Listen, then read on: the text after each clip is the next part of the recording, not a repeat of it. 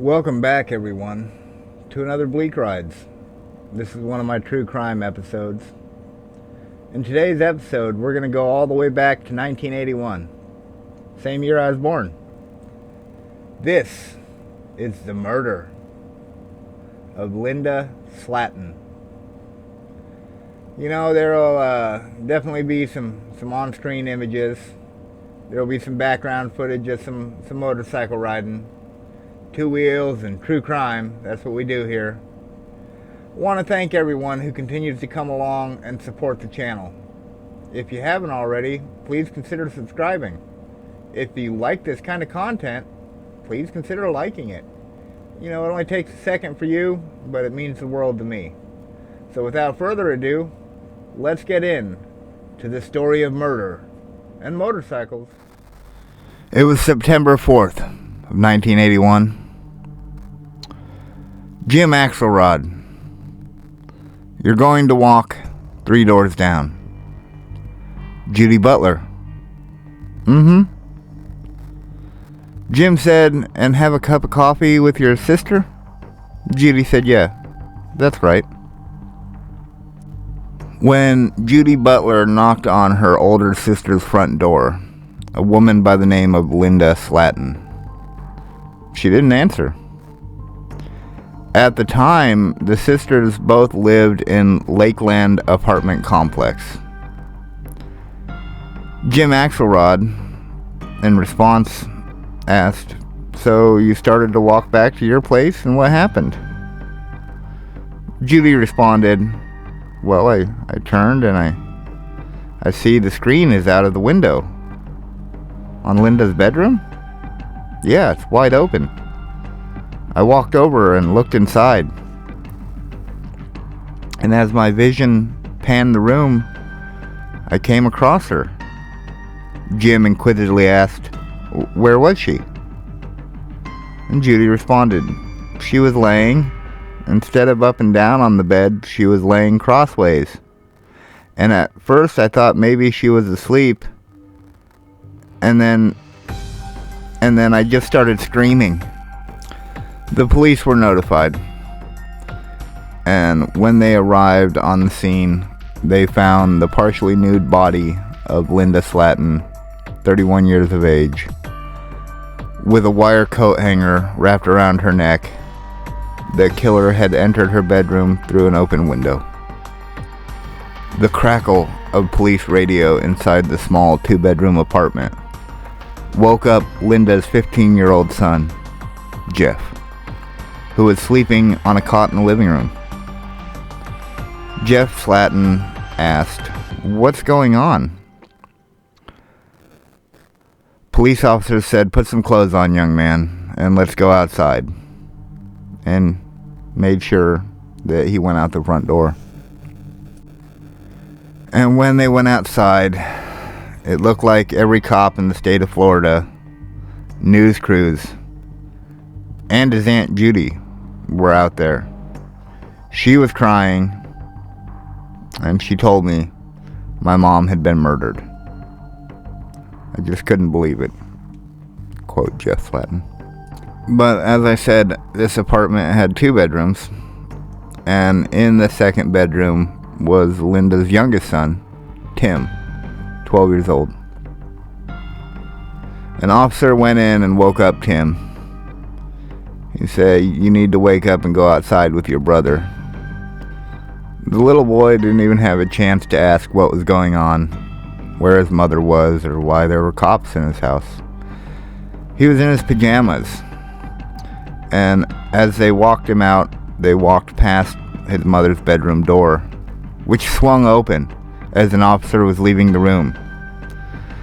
And Tim saw everything. He saw the whole crime scene. He saw his mom's bloody body with a coat hanger around her neck. Young, confused, now horrified. Let's back up a little further for a little more detail.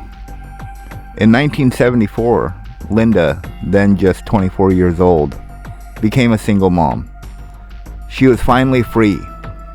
She had just divorced Jeff and Tim's abusive father, Frank. Frank Slaten, after 9 volatile years of marriage, was finally out of the picture. The not having a car is kind of a central issue here. As I read through this case details, it's brought up that the young boys, the football coach would often give the young boys rides to practice. He wanted them to have the chance to succeed. A real saint, if you will. When asked by Jim Axelrod, Tim Slaten even responded, "Well, I know how I can get to practice. Coach can come pick us up." He often drove Tim and other boys to and from football practice. Coming back to 1981, September 3rd. What would be Linda's final hours? On the last full day of her life, Linda and Jeff had argued. Tensions had been rising with her teenage son. Jeff Slaten remembers coming home and there was nothing to eat in the house.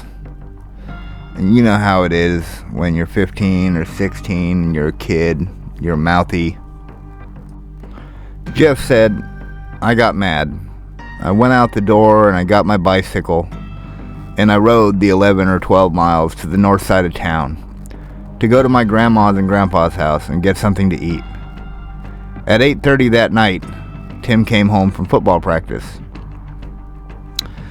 Tim had mentioned the coach brought me home. Around 9 p.m. that night, Linda took Tim to the party next door to play cards. Jeff, over at Grandma and Grandpa's house, was brought home by around 9 or 9:30. Linda and Tim came home about 11. By midnight, Jeff made up with his mom, and he says he still remembers their final moments. Linda was washing dishes and finished up and started to head to her bedroom. Jeff said, "I love you, Mom. I'll see you tomorrow, you know." Switching gears to an interview that took place with one of the officers, a Sergeant Edgar Pickett. He said, "I could remember everything about it. Going to that window and looking at it where he went through it. Then I went in there and the children were asleep.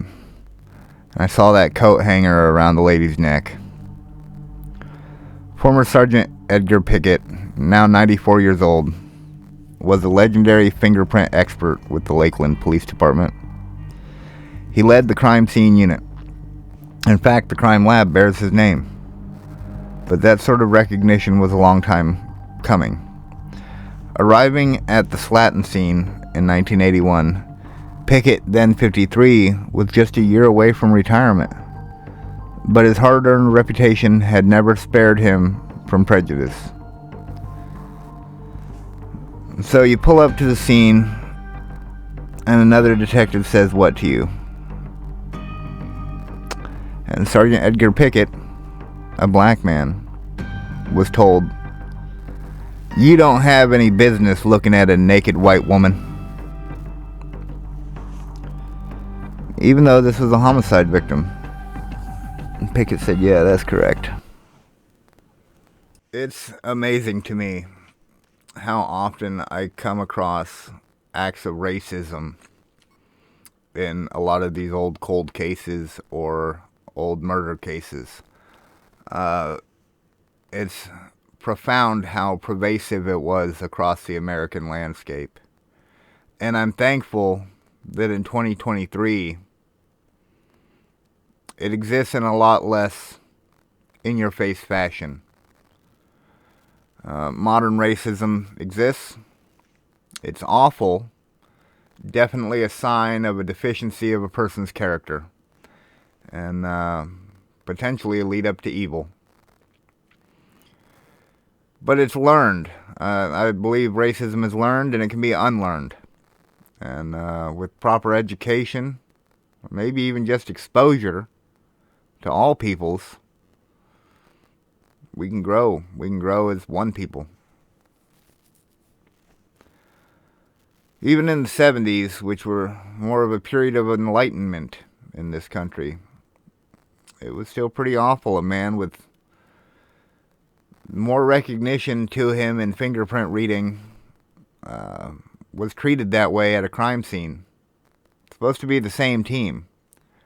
It's supposed to be all officers of the law, dutiful servants of the court. And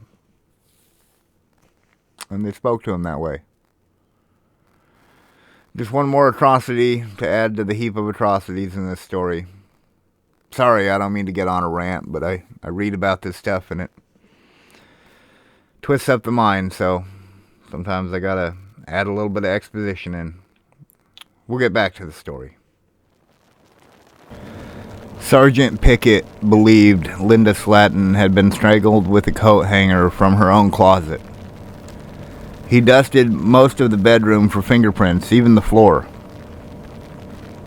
And then he got a print off the windowsill. It was a palm print. It wasn't a fingerprint. Jim Axelrod commented, "You got the most important print there is." I didn't know that. I thought fingerprints were more important, but a palm is even better. Edgar Pickett said, "I know it. The evidence Pickett uncovered would play a crucial role decades later, especially the palm print." In a quote from Sergeant Edgar, "I had never really seen anybody in that shape, the shape that lady was in. I've seen a lot of people killed." And an autopsy later confirmed what he already knew. Linda Slaten had been sexually assaulted and strangled to death. Swabs taken and preserved in the rape kit revealed semen.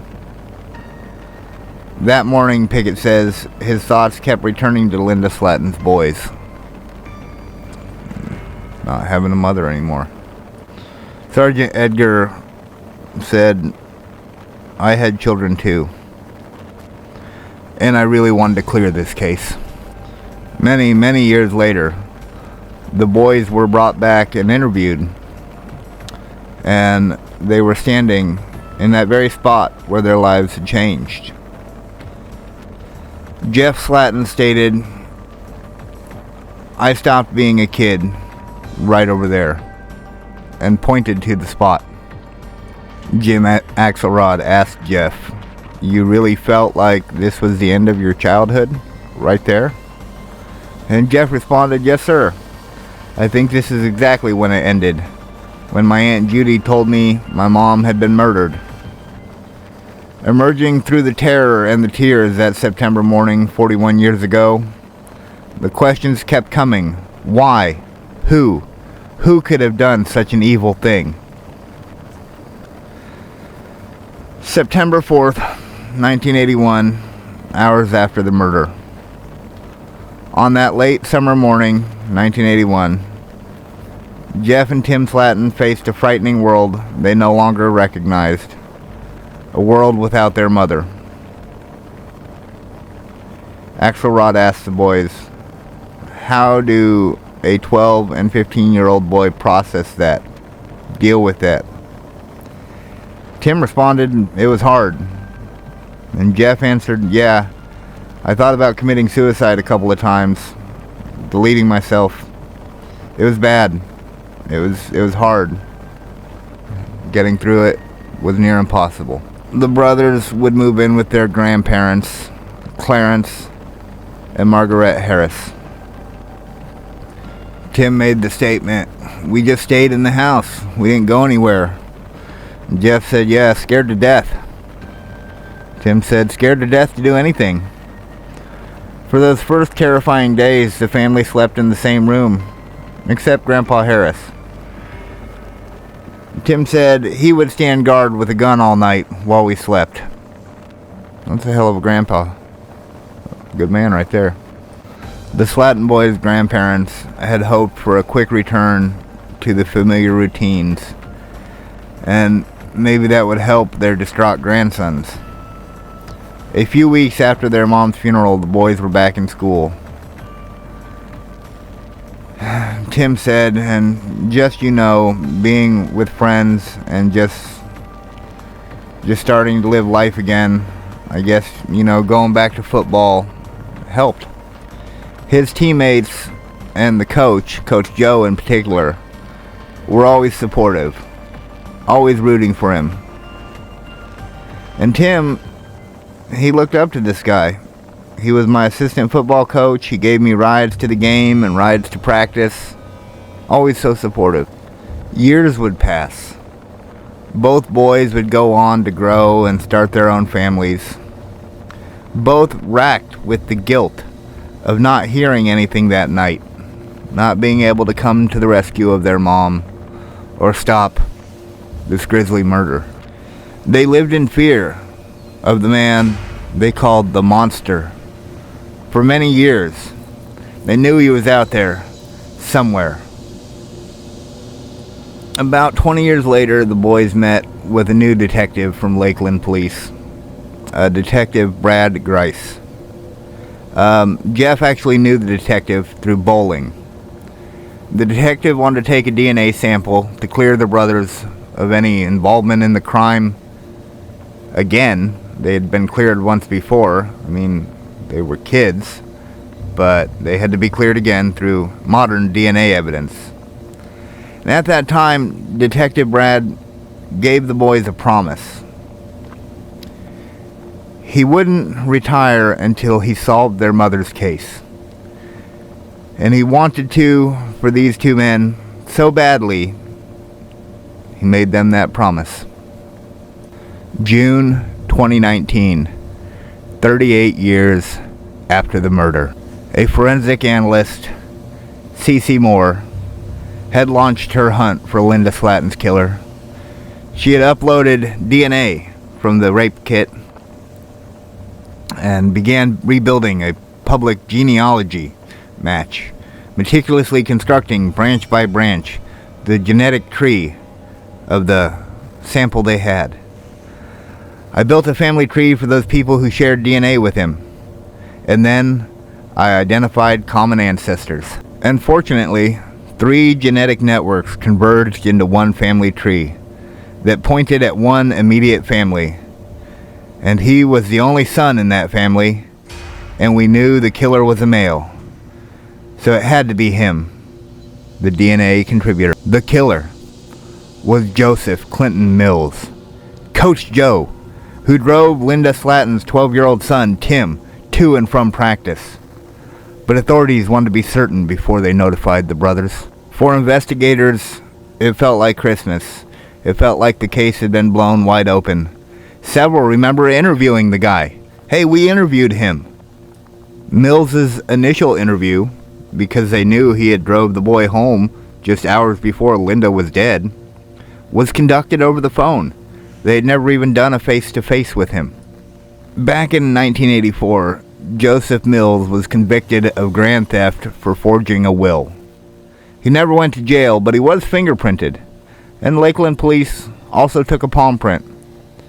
In August 2019, investigators compared those prints to the palm print Sergeant Pickett had lifted off Slaten's windowsill nearly 38 years earlier. Trying to get DNA to match for the sample was no easy matter, and detectives weren't sleeping on it. They went through the man's trash, they followed him around for weeks, and finally were able to recover a piece of medical tape with some DNA on it. Just 11 days after the tape had been sent off to the lab, results came back. Joseph Mills, in 2019, DNA found on the medical tape and the 1981 unknown DNA from Linda Slaten's rape kit were a spot-on match. That's when the brothers were told the monster had been found. Tim Slaten would later recall, I had a picture of that man in my house, and I never knew it was him. This man, Joseph Clinton Mills, was a psychopath. When he was picked up by police and read his Miranda rights, police recall he was cool, calm, and collected, like it was another day on the beach. Most people's reaction would be, why am I being arrested? What's this all about? But not Joseph Mills. No, he knew what he had done. During the interview process, the police interrogation, Joseph details kept changing. They asked him why did he go through the window. He said it was some kind of sex game between him and Linda. Lies. He said she had already had the hanger around her neck and asked him to tighten it tighter. I don't know. It was pretty messed up. But police continued to press him, and stories kept changing. Detectives cornered him and said, "We think it's pretty evident that you targeted her. After dropping off Tim from football practice on September 3rd, you returned later that night, breaking in through Linda Slaten's bedroom window. No one heard Mills, they believe, because no one was home. Jeff was still at his grandparents' house. Linda and Tim were at the party next door. If you look at the crime scene, the hanger obviously came from the closet. We figured that's what was happened. He was hiding in the closet." In her final moments of life, the detectives believe that Linda, after saying goodnight to her son, walked into her bedroom and closed the door, never knowing that Mills was already inside waiting for her. There was no invitation, no consensual sex.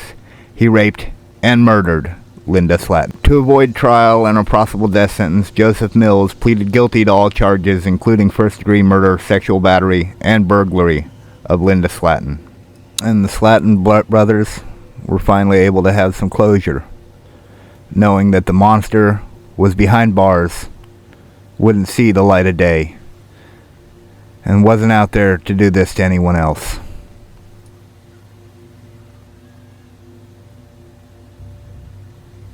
The diligence on behalf of Lakeland's law enforcement, all the people involved in this case, and eventually bringing this murderer to justice, should be thought of as heroes.